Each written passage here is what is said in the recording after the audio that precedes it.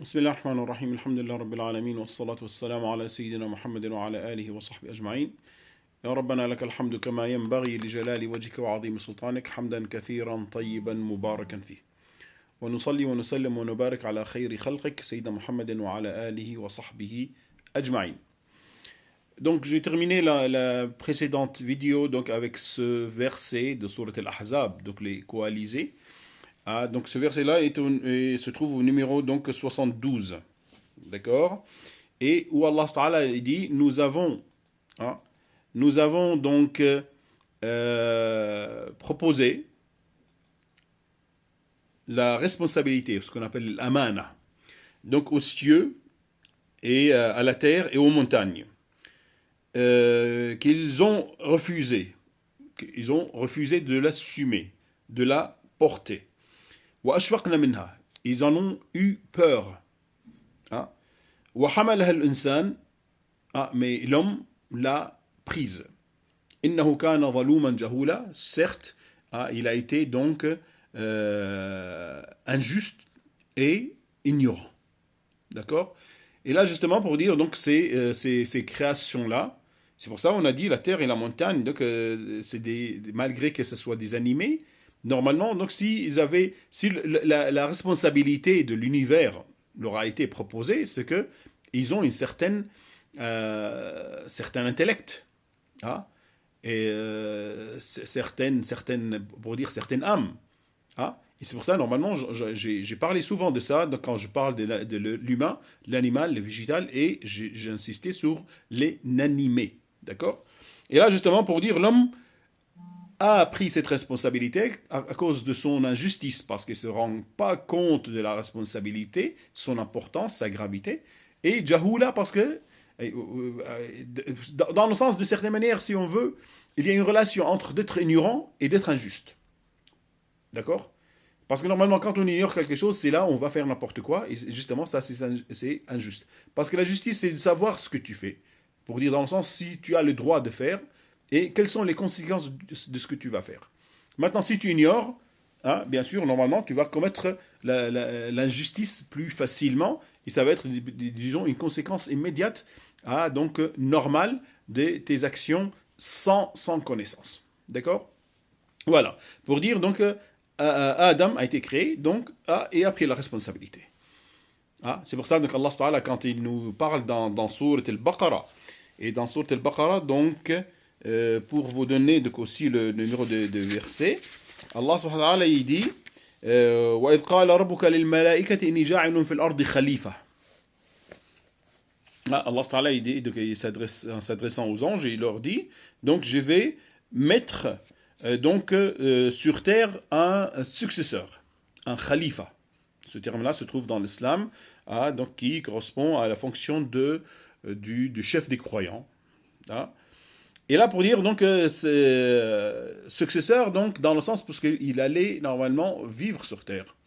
Et justement, c'est pour dire qu'il aura la responsabilité, pour dire que c'est pas un élément quelconque de cette terre-là, mais un élément responsable, dont dépend la bonne gestion de cette terre-là. Et on voit les conséquences donc d'une mauvaise gestion donc faite par l'homme à cause de ses convoitise, de son arrogance, son ambition, et d'une manière générale, donc son ignorance et son injustice qu'on a cité, donc qui ont été cités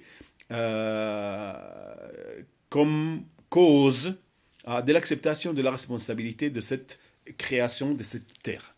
D'accord. Donc, voilà ce qu'on peut dire, tout en sachant.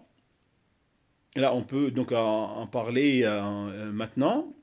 Allah Ta'ala, pour que justement l'homme assume cette responsabilité, donc il lui a donné les connaissances nécessaires. Mais le problème, donc l'homme dans sa nature, donc il y a l'oubli. Déjà en arabe, on appelle insan, l'insan.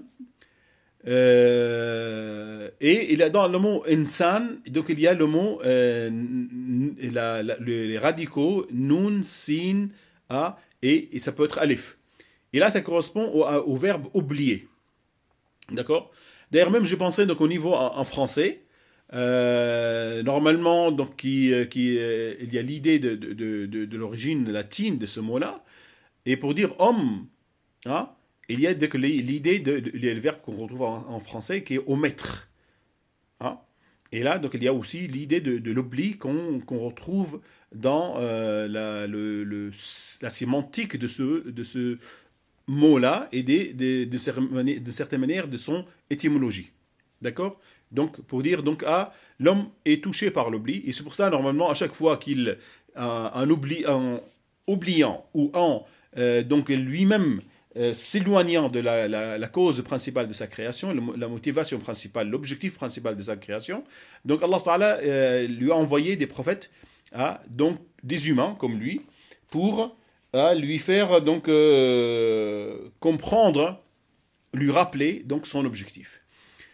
Et on sait très bien normalement donc le dernier message, le dernier prophète, et à quoi correspond la dernière religion, c'est l'islam. Parce que normalement, après ça, il n'y aura plus rien, et c'est pour cette raison-là que la fin est proche.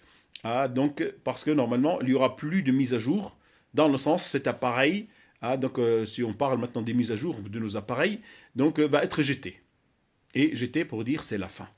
Et là, c'est pour ça, normalement, donc tout le monde, c'est pour les religions abrahamiques, d'ailleurs même pour les autres, donc que ce soit certaines religions de l'Inde qui sont à l'origine donc des religions monothéistes, et donc même les religions donc, de la Perse, et qui sont aussi d'origine normalement donc monothéiste, on retrouve les traces donc d'un début, d'une fin, donc, et des conseils qui sont donnés pour que les humains puissent donc réaliser l'objectif de leur création.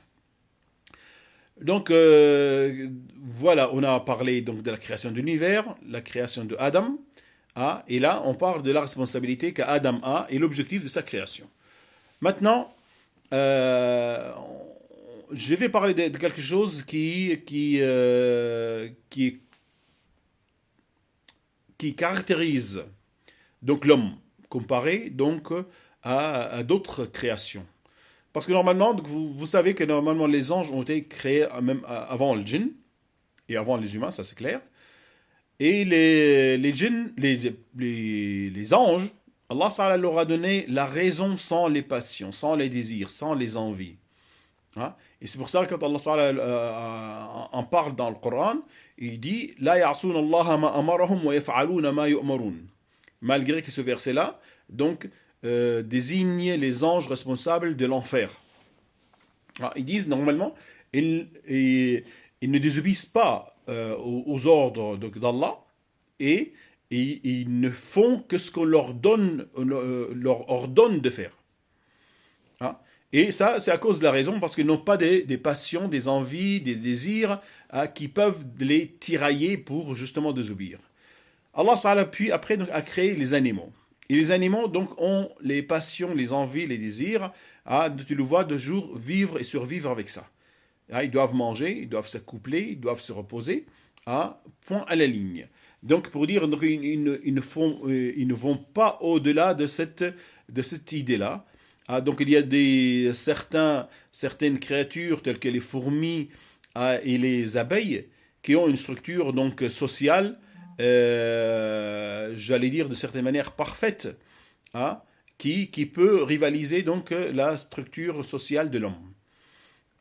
Et justement, c'est pas pour rien que ces deux créatures, donc les fourmis et les abeilles, sont citées dans le Coran, et c'est pas que citées et c'est tout, même avec des sourates qui portent leur nom. Sourate al-Nahl et Sourate al-Naml. D'accord. Et là, justement, pour montrer que cette organisation-là, c'est quelque chose de merveilleux, quelque chose, donc, peut-être que l'homme doit regarder de près, pour peut-être améliorer, donc, sa structure, lorsqu'il y a vraiment des déviations, ou il y a dérive. Donc, qu'est-ce qu'on peut dire d'autre? Voilà. Et Adam a été créé, et Allah Ta'ala a mis en lui les deux composants essentiels, c'est celui des anges et celui des animaux. Donc la raison et l'envie, les désirs. Et justement, l'homme est éraillé entre les deux. Quand la raison domine, donc il va s'élever angéliquement, et sinon, ça sera pire.